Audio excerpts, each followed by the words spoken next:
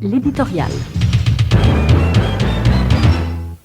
Le président de la République a parlé le jeudi 19 mars pour annoncer que 2 cas de coronavirus ont été détectés en Haïti, 2 ressortissants belges et français, ainsi que tout un train de mesures dans le cadre des dispositions pour contrer l'extension de l'épidémie dans notre pays, comme on le fait partout ailleurs, et comme venait de le faire le jour précédent notre voisine territoriale, la République dominicaine.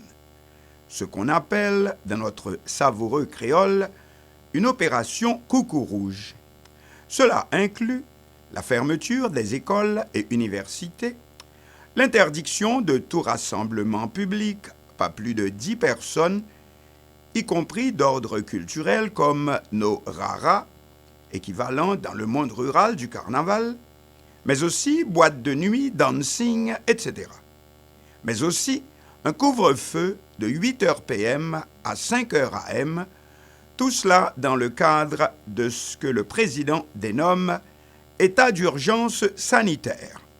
Comme l'avait déclaré le lundi précédent, 16 mars, le Premier ministre Joseph Joute.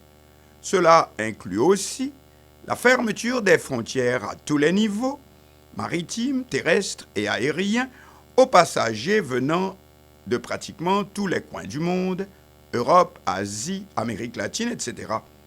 Sans préciser si les vols sur la Floride, Miami, Fort Lauderdale restent ou ne restent pas. Mais d'abord, tirant le rideau sur notre voisine, la République dominicaine, dont les autorités venaient d'annoncer un 2e décès par coronavirus, ainsi qu'un doublement ou même triplement, comme le prévoit notre correspondant sur place, Edwin Paraison, du nombre de cas de contamination, plus d'une vingtaine à la date du 17 mars. C'est un rude coup pour notre pays qui, jusque-là, se savait être l'un des rares à ne pas avoir enregistré un seul cas de la nouvelle pandémie qui a déjà fait plus de 11 000 morts de par le monde à la date du 21 mars et en un peu plus de 3 mois. Aussitôt, branle-bas de combat. Et pour commencer, les stations-service et les distributeurs d'eau distillée et de gaz propane sont dévalisés. D'abord, à la capitale. Aussi bien les supermarchés que les marchés publics, où surtout les prix montent aussitôt en flèche. Le gouvernement dit prendre aussi des mesures contre le marché noir.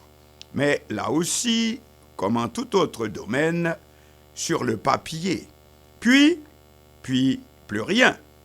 Que signifie état d'urgence sanitaire, comme l'a annoncé le chef de l'État le jeudi 19 mars? Quelles dispositions le gouvernement a-t-il pris lui-même pour marquer la différence? On ne voit toujours pas. Bien au contraire, le cas le plus symbolique est le professeur de l'Université du roi Christophe de Limonade qui, revenant d'un séjour aux États-Unis, a demandé de l'aide parce que craignant d'être touché par le virus. Or, les médecins qui devaient le prendre en charge auraient eux-mêmes dénoncé son lieu de résidence. Il a failli être lynché par une populace qui réagit jusqu'à présent comme on le faisait vis-à-vis des lépreux au Moyen-Âge, ou quand on pensait que la peste était une incarnation du mal. Qui plus est, le test enfin effectué, il se révèle que le professeur en question n'a pas le coronavirus. Puis au Cap haïtien, ce sont des équipes médicales des hôpitaux publics qui menacent de démissionner en bloc parce que, selon elles, le gouvernement n'a encore pris aucune mesure effective pour gérer la crise du coronavirus. Est-ce que le président Jovenel Moïse a parlé trop vite, alors que, comme on le voit ailleurs, par exemple en France, avec le président Emmanuel Macron, le chef de l'État est le dernier recours. Sa parole doit rassurer et non point paniquer. Est-ce que Jovenel Moïse a rassuré? Bien au contraire, il semble.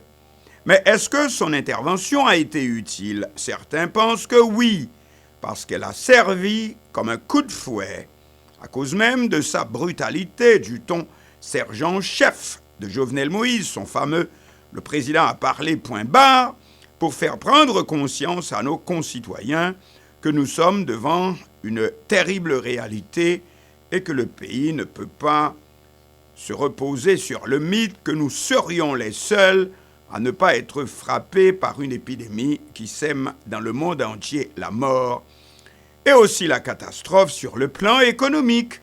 Même le président de la République voisine, le dominicain Danilo Medina, qui a parlé en des termes plus précis, prévoyant des dispositions pour aider les acteurs économiques ainsi que le simple citoyen à faire face.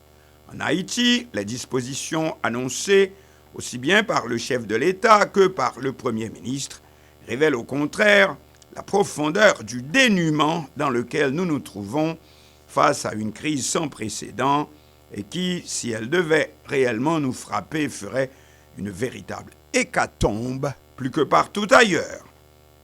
Ainsi que l'impréparation de nos dirigeants et qu'un certain sens de l'humour chez notre actuel Premier ministre Joseph Joute n'arrive pas à camoufler comme d'ironiser sur le cas du professeur de l'université de Limonade qui aurait, a-t-il insinué, cherché à se faire remarquer. Le pouvoir n'a encore pris aucune décision concrète. Écran de fumée jusqu'ici. Au contraire même, certaines initiatives comme le couvre-feu de 8 h du soir à 5 h du matin peuvent se révéler difficilement applicables. Pensez à tous ceux et toutes celles qui n'ont pas de toit et passent la nuit à la belle étoile. Enfin, un secteur porte jusqu'ici tout le poids de la situation, les médias, dont le rôle d'information et de sensibilisation est incomparable, irremplaçable, si ce n'est unique.